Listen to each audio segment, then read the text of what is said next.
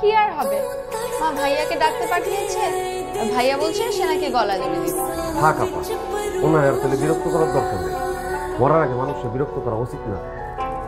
আমার জীবনের অনেক ইচ্ছা ছিল একটা ফাঁস নিয়ে মানুষ দেখতে, শেষ পর্যন্ত অনেক ইচ্ছাটা পূরণ হয়েছে। যাই, সবাই খুশি সংবাদটা দিয়ে আসে।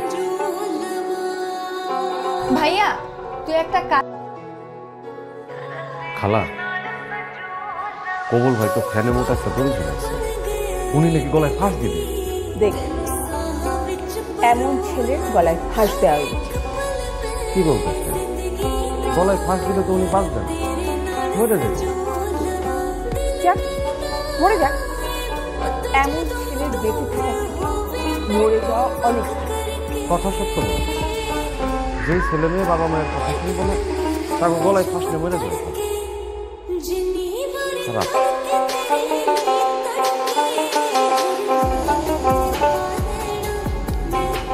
তোমার ছেলে নাকি আর জীবনও দরজা খুলবে না।